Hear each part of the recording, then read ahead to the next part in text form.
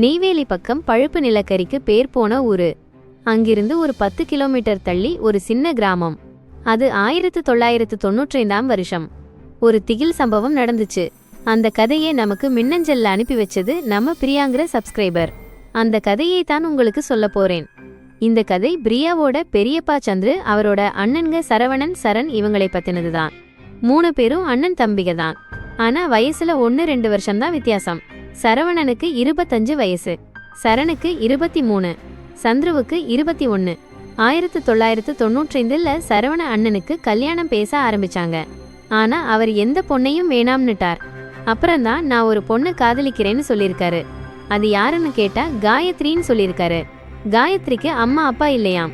ஒரு வயசான பாட்டி கூட தான் வளர்ந்துருக்காங்க. 1 வருஷத்துக்கு முன்னாடி சரவண அண்ணன் வேலைக்கு போன இடத்துல தான் காயத்ரியை பார்த்து காதலிக்க ஆரம்பிச்சிருக்காரு. பெரிய மனசோட சரவண அண்ணன் அம்மா அப்பா காயத்ரிய மருமகளா ஏத்துக்கிட்டாங்க. 2 பேருக்கும் கல்யாணம் பண்ணி வச்சாங்க. கல்யாணத்துக்கு பிறகு அம்மா அப்பா இல்லாத காயத்ரியை மாமனார் மாமியார் ரொம்பவே அன்பா பார்த்துக்கிட்டாங்க. கல்யாணமாகி 1.5 வருஷத்துல ஒரு அழகான பொண்ணு குழந்தையும் பிறந்துச்சு. சரவண அண்ணனுக்கு ஒரு கெட்ட பழக்கம் இருந்துச்சு.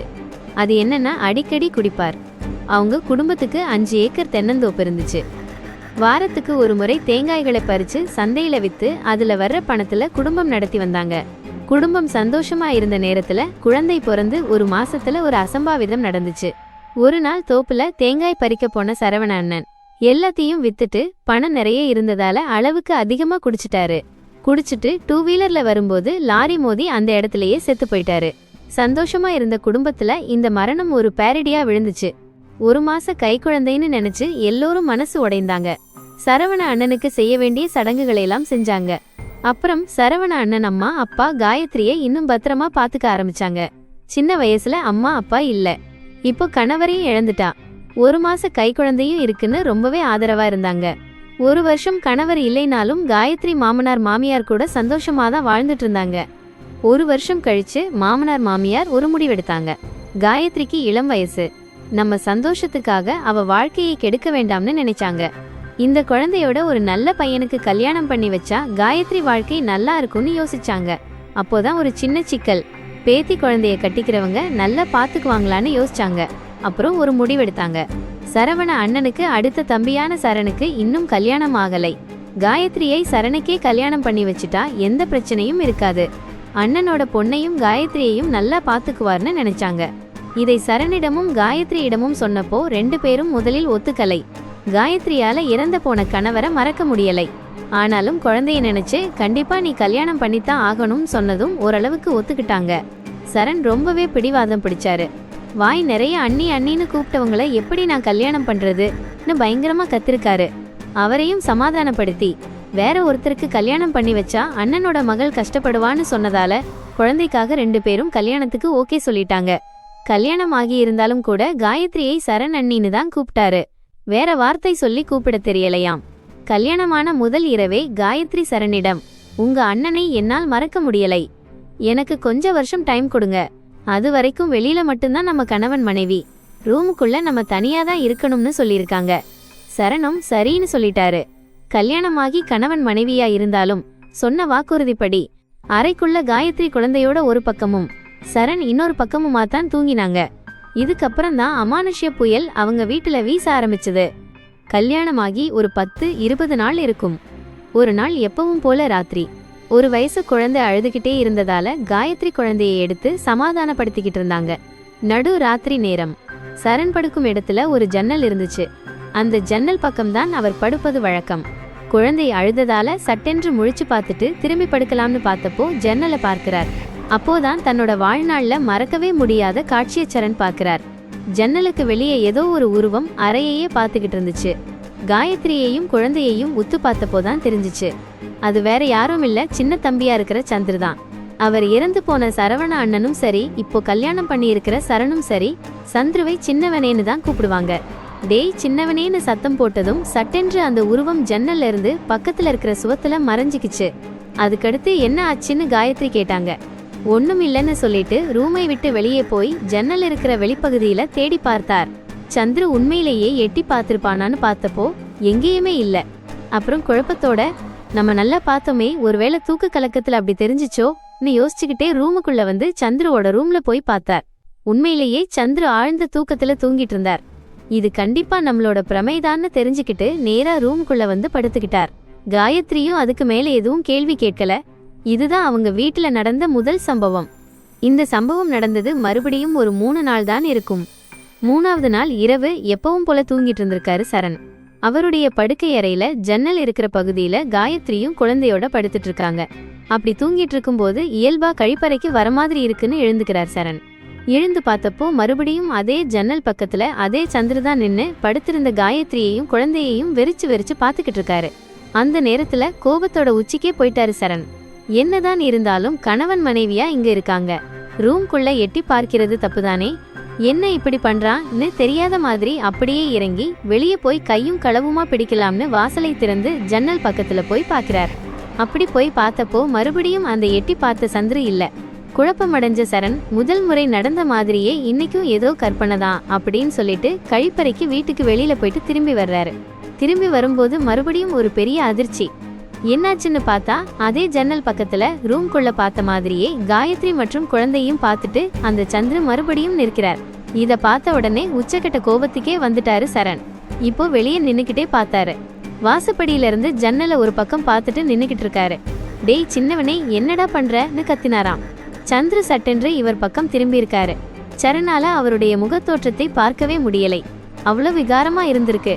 அந்த தோற்றத்தை பார்த்துட்டு பயங்கரமா சத்தம் போட்டுட்டு அங்கேயே மயக்கம் போட்டு பொத்துன்னு விழுந்துட்டாரு. இவர் போட்ட சத்தத்துல காயத்ரி, அவங்க அம்மா அப்பா எல்லாரும் ஓடி வந்து தூக்கிக்கிட்டு வந்து திண்ணையில படுக்க வச்சு தண்ணியை தெளிச்சு எழுப்புறாங்க. தண்ணியை தெளிச்சு எழுப்பும்போது சந்திரவும் பாத்தீங்கன்னா இவங்களோட சேர்ந்துதான் ரூமுக்குள்ள இருந்து ஓடி வந்திருக்காரு. என்னடா சொல்லுங்கடா, சொல்லுங்க அண்ணான்னு சரணிடம் கேட்கும்போது சரண் எந்த பதிலும் சொல்லாம அவருக்கே புரிஞ்சு போச்சு. சின்னவனேன்னு கூப்பிட்ட உடனே டக்குன்னு அந்த உருவம் திரும்பி பார்த்தப்போ விகாரமான தோற்றத்துல இருந்துச்சு. முகம் முழுவதும் ரத்தமா. கண்டிப்பா இது நம்ம தம்பியா இருக்காதுன்னு சொல்லிட்டு ஏதோ ஒரு சொல்லி சமாளிச்சுட்டாரு. ஒண்ணுமில்லை, திரும்பி வரும்போது கால் தடுக்கி கீழே விழுந்துட்டேன்னு சமாளிச்சுட்டு அப்புறம் நேரா ரூம்குள்ள போயிட்டாரு. ரூம்குள்ள வந்த பிறகும் கூட காயத்ரி திரும்ப கேட்டிருக்காங்க. 2 நாளைக்கு முன்னாடி சின்னவனேன்னு சத்தம் போட்டீங்க, இன்னைக்கு போயிட்டு ஐயோன்னு கத்துறீங்க, என்ன நடந்து போச்சுன்னு கேட்கும்போது சொன்னா பயந்துருவாங்கன்னு சொல்லிட்டு சரண் தன்னுடைய மனைவியா இருக்கிற காயத்ரி கிட்ட சொல்லவே இல்லை. அதுக்கடுத்து அன்றைய நாளும் அப்படியே முடிஞ்சிச்சு. இந்த நிகழ்வு கிட்டத்தட்ட 3 மாசங்கள் எந்த பிரச்சனையும் இல்லை. ஏன் வீட்டுல அந்த மாதிரி சம்பவங்கள், ஜன்னல்ல அந்த உருவம் நிக்கிறது, முறைச்சு பாக்குறது எதுவுமே தட்டுப்படலை. இதுல குறிப்பிட வேண்டிய விஷயம் என்னன்னா, கல்யாணமாகி கணவன் மனைவியா இருந்தாலும் கூட அப்போ கொடுத்த வாக்குறுதிக்கு ஏற்ப ரூமுக்குள்ள தனித்தனியாத்தான் படுத்து தூங்குறாங்க. இன்னும் கணவன் மனைவியா வாழவே ஆரம்பிக்கலை. 3 மாச காலம் எந்த பிரச்சனையும் இல்லாதப்போ ஒரு நாள் காயத்ரிக்கு மனசு இழகிடுச்சு. தன்னோட குழந்தையும் சரண் நல்லா கொஞ்சம் விளையாடுறாரு, நல்லா பாத்துக்கிறாரு. ஸோ அதையெல்லாம் பார்த்துட்டு இந்த காயத்ரிக்கு கொஞ்சம் கொஞ்சமா மனசு இழக ஆரம்பிச்சிருச்சு. 3 மாச காலம் கழிச்சு ஒரு நாள் அவங்க வீடு பெரிய வீடு. அந்த பக்கம் கிணறு, அப்புறம் தோட்டம் அப்படின்னு நிறைய இருந்துச்சு. அந்த தென்னந்தோப்பு பக்கத்துல தான் காயத்ரி சரண் இருந்தாங்க. இவங்க 2 பேரும் வீட்டுக்கு பின்புறம் இருக்கிற ஒரு குறிப்பிட்ட இடத்துல போய் உட்கார்ந்து பேசிட்டு இருக்காங்க. பேசிட்டு இருக்கும்போது எதுக்கு அண்ணி கூப்பிட்டீங்கன்னு அப்போதும் சரண் தன்னோட மனைவி அண்ணின்னு தான் கூப்பிடுறாரு. எடுத்த உடனே காயத்ரி சிரிச்சுக்கிட்டே, இனிமேல் என்ன அண்ணின்னு கூப்பிடாதீங்க, நீங்க எப்போதும் போல என்ன காயத்ரினே கூப்பிடுங்க, எனக்கு உங்களை ரொம்ப பிடிச்சிருக்கு, நாம கணவன் மனைவியா வாழலாம்னு வெட்கப்பட்டுக்கிட்டே சொல்றாங்க. இந்த நேரத்துல அந்த 1 வயசு குழந்தைக்கு சந்துரு, அதாவது பிரியாவோட அப்பா, அவர் தான் வந்து தூக்கி வீட்டுக்குள்ள வச்சிருந்திருக்காரு. இவங்க பேசிட்டு இருக்கிறத தூரத்துல இருந்தே சந்துரு பார்த்துட்டே இருக்காரு. அதுக்கடுத்து நாம போலாம்னு சொல்லிட்டு நேரா சந்துரு பக்கத்துல போய் குழந்தைய கொடுன்னு காயத்ரி கேக்குறாங்க. கேட்ட அடுத்த நொடியே சந்துருவோட கண்ணெல்லாம் செவந்துருச்சு. சிவந்துக்கிட்டு குழந்தையை இறுக்கி பிடிச்சிட்டு, என் குழந்தையை எனக்கு பார்க்க தெரியும், உன் வாழ்க்கையை நீ பாத்துக்கோன்னு சரசரன்னு அவரோட ரூம்குள்ள போயிட்டாரு. காயத்ரிக்கு ஒண்ணுமே புரியல. அண்ணி அண்ணின்னு மரியாதையா பேசக்கூடிய பையன் இப்படி பேசினானேன்னு யோசிக்க ஆரம்பிச்சிட்டாங்க. அதே நேரத்துல இனிமேல் அண்ணின்னு கூப்பிட வேணாம்னு சரணிடம் சொன்னாங்க இல்லையா? அவரும் வந்து காயத்ரினே கூப்பிட ஆரம்பிச்சிட்டாரு. அன்றைய நாள் இரவு எப்போதும் போல சாப்பிட்டு முடிச்சுட்டு அன்றைய நாள் தான் முதல் முறை கணவன் மனைவியா தங்க வாழ்க்கையை தொடங்க ஆரம்பிக்கிறாங்க. குழந்தைய தூங்க வச்சுட்டாரு சரண். எப்போதும் அந்த ஜன்னலுக்கு பக்கத்துல அந்த கட்டில தானே படுப்பாரு. 2 பேரும் ஒன்னா அன்றைய நாள் தான் இருக்காங்க. எல்லாம் முடிஞ்ச பிறகு சட்டென்று காயத்ரி எந்திரிச்சு தன்னோட புடவைய சரி செஞ்சுட்டு இருக்காங்க. சரி செஞ்சுட்டு இருக்கும்போது திடீர்னு காயத்ரி பயங்கரமா கூச்சலிட்டாங்க. சத்தம் போட்ட உடனே சரண் எந்திரிச்சு என்ன காயத்ரின்னு கேக்குறார். கேட்கும்போது மறுபடியும் அந்த ஜன்னல் பக்கத்திலேயே இவங்க தான் அந்த கணவன் மனைவியா இருந்தாங்க இல்லையா, ஜன்னல் வேற திறந்துதான் இருக்கு. சந்திர மாதிரியே ஒரு உருவம் நின்னுட்டு காயத்ரிய ஆவேச கண்களோட பாத்துக்கிட்டு இருக்கு. இவர் எந்திரிச்சு பார்க்கும்போது மறுபடியும் அந்த உருவம் அங்கேயே நிக்குது. சரணையும் முறைக்குது. சொந்த தம்பியா இருந்தாலும் கூட இவனை விடக்கூடாது. கணவன் மனைவியா இருக்கும்போது இப்படி ஜன்னல் வழியா எட்டி பார்க்கிறானே வேக வேகமா கோபத்துல வர்றவரு காயத்ரிய தடுத்துட்டு வெளியே போய் சின்னவனே சின்னவனேன்னு கத்துறாரு. இவர் கத்துறத பார்த்துட்டு வீட்டுக்குள்ள சின்னவனா இருக்கிற அவங்க அம்மா, அதாவது காயத்ரியோட மாமியார் எந்திரிச்சிட்டாங்க. எந்திரிச்சு எதுக்குடா இந்நேரத்துக்கு கூப்பிடுற, அவன் எங்கன்னு கேக்குறாங்க. காயத்ரியோட மாமியார் சொன்னதை கேட்டு சரணுக்கு ஒரு பெரிய ஷாக். என்னாச்சுன்னு பார்த்தா காயத்ரியும் சரி சரணும் சரி கணவன் மனைவியா இருந்து எந்திரிக்கும் போது ஜன்னல்ல இருந்து எட்டி பார்த்த மாதிரி அந்த உருவத்தை பார்த்தாங்க இல்லையா. ஆனா சந்திரு இரவு 7 மணிக்கே அவங்க அப்பாவும் சந்திரவும் சேர்ந்து தென்னந்தோப்புக்கு காவலா போயிட்டாங்க. அன்றைய தினம் பறிச்சு போட்ட காய்கள் எல்லாமே மார்க்கெட்டுக்கு அனுப்ப முடியாம அங்கதான் இருந்திருக்கு. யாராவது திருடிடுவாங்கன்னு நினைச்சுதான் சந்திருவும் காயத்ரியோட மாமனாரும் 2 பேரும் போயிருக்காங்க. இதை கேட்ட உடனே தூக்கி வாரி போட்டுருச்சு. காயத்ரிக்கும் சரணுக்கும் சந்திரு மாதிரியே எட்டி நின்னு நம்மள முறைச்சு பார்த்தது யாருன்னு குழப்பம். இருந்தாலும் காயத்ரி அவங்க மாமியார் கிட்ட சொல்லக்கூடாதுன்னு சலுகையை காட்டுறாங்க. அவங்க பயந்துருவாங்கன்னு சொல்லிட்டு அதே நேரத்துல ஒண்ணுமில்ல சும்மாதாமா கேட்டேன்னு சொல்லி பெரிதுபடுத்தாம ரூம்குள்ள வந்துட்டாங்க. ரூம்குள்ள வந்து விடிய விடிய 2 பேரும் தூங்கவே இல்ல. யாரோ இருக்கக்கூடும், 2 பேருமே அந்த சந்திர மாதிரி உருவத்தோட பார்த்தோமே, எட்டி பார்த்து நம்மள பார்த்துக்கிட்டே இருக்காங்கன்னு யோசிக்கிறாங்க.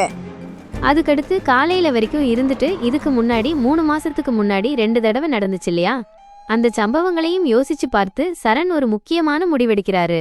என்ன முடிவுன்னு பார்த்தா, அவருடைய ஊரின் எல்லை பகுதியில கோடாங்கிக்காரர்னு ஒருத்தர் இருக்காரு. அவர் இந்த பில்லி சூனியம் பேய் ஓட்டுறதுலெல்லாம் வல்லமை பெற்றவர். போய் பார்க்கலாம். வீட்டுல நடக்கக்கூடிய விஷயங்களை எல்லாம் சொன்னா ஏதாவது தீர்வு கிடைக்கும்னு சொல்லிட்டு அந்த கோடாங்கிக்காரரிடம் நடந்த விஷயங்கள் அனைத்தையும் சொல்றாரு. முந்தைய நாள் இரவு நடந்தது. 3 மாசத்துக்கு முன்னாடி 2 தடவை ஜன்னல்ல சந்திர மாதிரியே உருவத்தோட வந்து பார்த்தது எல்லாத்தையும் சொல்றாங்க. அப்போதே அந்த கோடாங்கிக்காரருக்கும் புரிஞ்சிடுச்சு. ஒன்னும் பயப்படாதீங்க, ஏதோ ஒரு கெட்ட ஆவியோட வேலைதான், வீட்டுக்கு வராமல் தடுப்பதற்கு வேற ஒரு வழி இருக்குன்னு சொல்லிட்டு மந்திரிக்கப்பட்ட தகடு ஒன்னும் ஒரு முக்கன் தேங்காயும் மஞ்சள் துணியில கட்டி அவங்களுடைய ரூமுக்கு வெளிப்பக்கத்துல கட்ட சொல்லியிருக்காரு. கட்டிட்டீங்கன்னா கண்டிப்பா இதுக்கு மேல தொந்தரவு உங்களுக்கு தட்டுப்படாதுன்னு சொல்லியிருக்காரு. அப்போதும் இறந்து போன அண்ணனோட ஆன்மான்னு அந்த கோடாங்கிக்காரர் சொல்லலை. உள்ளூர்காரருங்கிற காரணத்தினாலையும் பேசவே இல்லை. அது மட்டும் இல்லாம குழந்தைங்கிற காரணத்தினாலையும். அதே மாதிரி எந்த பிரச்சனையும் இருக்காதுன்னு சொல்லிட்டு நேரா அந்த தகடையும் மந்திரிக்கப்பட்ட தேங்காவையும் கொண்டு வந்து இவங்களோட ரூமுடைய வெளிப்பக்கத்துல தொங்க விடுறாங்க. கட்டி தொங்க விடக்கூடிய இடம் ஹாலோட சென்டர் பகுதி மாதிரி தான் இருக்கும். அதை தாண்டினால்தான் இவங்களோட ரூம்குள்ளேயே வர முடியும். இந்த அமைப்பில் தான் அந்த முக்கன் தேங்காவையும் தகடையும் கட்டி தொங்க விட்டாங்க. அந்த நாள்ல இருந்தே கிட்டத்தட்ட 1 வாரமா இந்த குழந்தை அந்த சந்திர கையில தாங்க இருந்துச்சு. இவங்க 2 பேரு கையிலையும் கொடுக்கவே மாட்டான். எப்ப பார்த்தாலும் தூக்கி கையில வச்சுக்கிட்டு அவரோட ரூம்குள்ளேயே போய் வச்சுக்குவான். இப்படியே பண்ணிட்டு இருந்தாலும் நம்ம குடும்பத்துல ஒருத்தன் தானே, சரணோட தம்பி தானே, காயத்ரியும் விட்டுட்டாங்க. அதே மாதிரி அந்த கோடாங்கிக்காரர் சொன்ன மாதிரியே அந்த சாப்பாடு தட்டெல்லாம் வீசிட்டு குழந்தைய தூக்கிட்டு ரூமுக்குள்ள போனவன் ஒரு 10 நிமிஷம் கழிச்சு குழந்தையோட வெளியே வர்றான். கதவை திறந்து அவனோட ரூமுடைய நிலவாசல்லையே இவங்க சாப்பிட்டுட்டு இருந்தவங்க எல்லாரையும் உத்து பார்த்துக்கிட்டு இருக்கான். நீங்க எந்திரிச்சு சாப்பிட போங்கடான்னு மாமியார் சாப்பாடு தட்டெல்லாம் கிளீன் பண்ணிட்டு இருக்காங்க. அந்த நேரத்துல கையில குழந்தைய வச்சுக்கிட்ட சந்திரு என்ன பண்றானா, அவரோட மேல் பக்கத்துல கட்டி இருந்த அந்த தேங்காவையும் தகட்டையும் விட்டு விட்டு பாக்குறான். இது காயத்ரி பார்த்துட்டு என்ன இவன் இப்படி பண்றான்னு யோசிக்கிறாங்க. திடீர்னு அந்த தேங்காய் பட்டாசு வெடிக்கிற மாதிரி பட்டூன்னு வெடிச்சிச்சு. கீரி ஒன்று சாப்பாட்டுக்குள்ளேயே விழுந்துருச்சு. தகடும் விழுந்துருச்சு. இப்படி விழுந்த உடனே அங்க சாப்பிட்டு இருந்தவங்க, அங்க பெருக்கிட்டு இருந்த மாமியார் எல்லாரும் பயந்து போயிட்டாங்க. திடீர்னு வெடிச்சா. ஆனா அவ்வளோ விஷயங்கள் நடந்தாலும் கூட அந்த தேங்காய் வெடிச்சதையும் சத்தத்தையும் எதுவுமே தடுமாற்றம் இல்லாம குழந்தைய தூக்கிட்டு மறுபடியும் சிரிச்சுக்கிட்டே வந்து ரூம்குள்ள போய் கதவை சாத்திட்டான். அதுக்கடுத்துதான் மாமனார் மாமியார் ஏதோ தப்பு இருக்குன்னு சொல்லிட்டு காயத்ரி மற்றும் சரணிடம் பேச ஆரம்பிக்கிறாங்க. என்ன நடக்குதுன்னே தெரியலை. அவன் உங்ககிட்ட 1 வாரமா பேசுறதில்ல. இப்ப வந்து பார்த்தா இந்த தேங்காய் வெடிச்சு கீழே விழுகுதுன்னு சொன்னப்போ சரண் நடந்த விஷயங்கள் அனைத்தையும் சொல்லிட்டாரு. என்ன சொல்லியிருக்காருன்னு பார்த்தா, 3 முறை நாங்க கணவன் மனைவியா இருக்கும்போது ஜன்னல் பக்கம் சந்திர மாதிரியே உருவத்துல ஒருத்தன் வந்து நின்னாரு. அதனாலதான் கடைசி நாள் சின்னவனே சின்னவனேன்னு கோபத்துல கத்திட்டு வந்தேன். ஆனா வெளியே போய் பார்க்கும்போது உண்மையிலே சந்திர கிடையாது. என்ன நடக்குதுன்னே தெரியலை. அதனாலதான் கோடாங்கிக்காரங்க கிட்ட போய் நடந்த விஷயங்களை சொல்லி இந்த மந்திரிச்ச தகடையும் முக்கன் தேங்காயும் வச்சோம். இப்போ அதுவே வெடிச்சிருச்சு அப்படின்னு சொல்றாரு. சொன்ன உடனே மாமனார் மாமியாருக்கு தூக்கி வாரி போட்டுச்சு. அந்த ஆன்மாவை கட்டுப்படுத்த வச்ச தேங்காவையே வெடிச்சிருச்சுன்னா அது ரொம்ப உக்கிரமா இருக்குன்னு தெரிஞ்சுக்கிட்டாங்க. அப்போதும் இறந்து போன தன்னோட மூத்த மகனோட ஆன்மாவோட வேலைன்னு தெரியலைங்க. என்ன பண்ணாங்க? மாமனார் மாமியார் அப்புறம் பார்த்தா காயத்ரி, அந்த குழந்தை, கடைசியா இருக்கக்கூடிய சந்துரு வீட்ல இருக்கட்டும்னு சொல்லிட்டு சரணை கூப்பிட்டுட்டு அவங்க அம்மா அப்பா எல்லாரும் வந்து மறுபடியும் அந்த கோடாங்கிக்காரர் வீட்டுக்கே போறாங்க. இப்படி தேங்காய் வெடிச்சிருச்சு, என்ன நடக்குதுன்னு சொல்லி கேட்கலான்னு சொல்லிட்டு அங்க போயிட்டு அவருக்காக வெயிட் பண்ணிட்டு இருக்காங்க. அந்த நேரத்துல நான் ஏற்கனவே சொன்ன மாதிரி காயத்ரி அப்புறம் இந்த குழந்தை இந்த சந்துரு இவங்க மட்டும்தான் வீட்ல இருக்காங்க. சரி, சந்துரு தனியா இருக்கானே, தனியாவது பேசி பார்க்கலாம்னு சொல்லிட்டு குழந்தைய கொஞ்சம் கொடு சந்துருன்னு கேட்டிருக்காங்க. என் குழந்தையை நான் எதுக்கு உனக்கு கொடுக்கணும்னு சந்துரு இப்படி கேட்டிருக்கான். அதையும் பெருசா எடுத்துக்கலைங்க காயத்ரி. அப்போது தயக்கத்தோட ஒரு வாரத்துக்கு முன்னாடி எங்க ஜன்னலை வந்து எட்டி பார்த்தது சந்துரு தானேன்னு இயல்பா பயந்துகிட்டே கேட்டிருக்காங்க. இப்படி கேட்ட உடனே சந்துரு வந்து பாத்தீங்கன்னா சட்டென்று வீரியமாயிட்டான். உனக்கு எப்படி அம்மா மனசு வந்துச்சு? நீ என்னோட பொண்டாட்டி, இவ என்னோட குழந்தை, அவன் கூட எப்படி உன்னால இருக்க முடிஞ்சிச்சுன்னு சொல்லி இப்படி சொல்றான். இறந்து போன சரவணன் தன்னோட மனைவியை அம்முன்னு தான் கூப்பிடுவார். அப்படியே கூப்பிட்ட உடனே தூக்கி வாரி போட்டுச்சுங்க காயத்ரிக்கு. அப்படியே ஸ்தம்பிச்சு நின்னுட்டாங்க. அதுக்கடுத்து எதுவுமே பேசாம பயந்துட்டே இருக்கும்போது, உன்னையும் குழந்தையும் விட்டு கொடுக்க மாட்டேன், நீங்க 2 பேரும் எனக்குத்தான் சொந்தம்னு சொல்லிட்டு சட்டென்று நின்னுட்டு இருந்த காயத்ரியை கழுத்தோட பிடிச்சு சுவரோட சேர்த்து தூக்கிட்டான். சந்துருவோட உடம்புல இறந்து போன சரவணனோட ஆவி இறங்கிருச்சுங்க. அவனுக்கு தப்பிக்கவே கஷ்டப்பட்டுட்டாங்க. பக்கத்துல ஒரு பாத்திரம் கிடைச்சது. உடனே அந்த பாத்திரத்தை எடுத்து மண்டையிலேயே அடிச்சிருக்காங்க. அடிச்ச உடனே சந்துரு வந்து மயக்கம் போட்டு விழுந்துட்டான். குழந்தையை அவனிடமிருந்து இழுத்து பிடிச்சு தூக்கிட்டு வேக வேகமா பக்கத்து வீட்டுக்கு ஓடிட்டாங்க. ஓடிப்போய் நடந்த விஷயங்கள் அனைத்தையும் சொன்ன உடனே பக்கத்து வீட்டுக்கார பையன் அந்த கோடாங்கிக்காரர் வீட்டுக்கு போய் அந்த குடும்பத்தை கூட்டிட்டு வரலான்னு சொல்லிட்டு நேரா கோடாங்கிக்காரர் வீட்டுக்கு போறாங்க. அதே நேரத்துல கோடாங்கிக்காரர்கிட்ட போய் சொன்ன உடனே நானும் கிளம்பி கோடாங்கிக்காரனும் கிளம்பி நேரா வீட்டுக்கு வர்றாங்க. வீட்டுக்கு வந்து பார்க்கும்போது சந்துரு வந்து நம்ம பாத்திரத்துல காயத்ரி அடிச்சாங்க இல்லையா, மயக்கம் போட்டு விழுந்து கிடந்தார் இல்ல, அதே இடத்துல தான் மயக்கம் போட்டு விழுந்து கிடக்குறாரு. அதுக்கடுத்து வீட்டுக்குள்ள எடுத்து அடிக்க ஆரம்பிச்சாங்க. உடுக்கை எடுத்து அடிக்க சொல்லியிருக்காருங்க. சொன்ன உடனே அடிக்க ஒரு 5 நிமிஷம் தான் இருக்கும். டக்குன்னு மயக்கம் போட்டு விழுந்து கிடந்த சந்துரு எந்திரிச்சு வீரியமா உட்கார்ந்துட்டான். நீ யாரு, உனக்கு என்ன இங்க வேலைன்னு கோடாங்கிக்காரர் கேட்கும்போது, இது என் வீடு, நான் சரவணன்னு சொல்லி மொத்த குடும்பமும் நடுநடுங்கி போச்சுங்க. அதே நேரத்துல காயத்ரியும் அழுதுகிட்டு ரூம்குள்ள ஓடிட்டாங்க. சரணுக்கு அப்போதாங்க புரிஞ்சிருக்கு. ஜன்னல் வழியாக சந்துரு உருவத்துல எட்டி எட்டி பார்த்தது இறந்து போன சரவணனோட ஆவிதான். அதனாலதான் ஒரு நாள் பாத்ரூம் போயிட்டு திரும்பி வரும்போது டக்குன்னு திரும்பும்போது முகமெல்லாம் ரத்தமா இருந்துச்சு. இல்ல, ஆக்சிடென்ட் பண்ணும்போது சரவணனுக்கு முகமெல்லாம் அடிபட்டுத்தான் இறந்து போனார். சோ சந்துருவோட உருவத்துல முகமெல்லாம் அடிபட்ட மாதிரி தான் அந்த உருவத்தை பார்த்தாரு.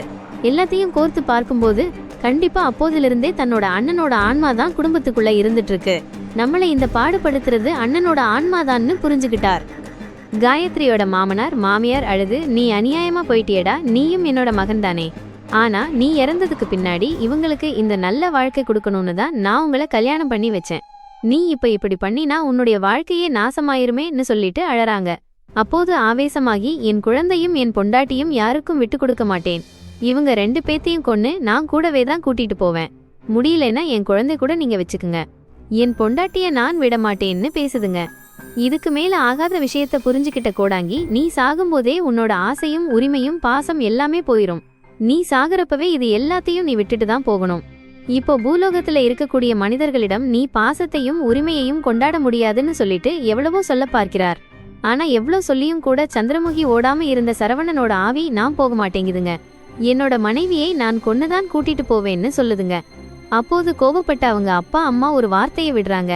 சரவணனோட ஆவி கிட்ட என்ன சொல்றாங்கன்னு பார்த்தா, குடிக்கு அடிமையாகி கடைசியா ஆக்சிடென்ட்ல போயிட்டடா, அதே மாதிரி உன்னை நம்பி கல்யாணம் பண்ணி வந்த அவளையும் ஆக்சிடென்ட்ல கொண்டு போகணுமா, தண்ணி குடிக்காதன்னு எவ்வளவு தூரம் சொன்னோம், இப்போ அது இறந்து போய் இருக்கிறவங்களையே நீ கொன்னு அந்த பச்சை குழந்தையும் கொல்லுறேன்னு சொல்றியேன்னு சொல்லும்போது மனசு இறங்கிருச்சுங்க அந்த ஆன்மாவுக்கு.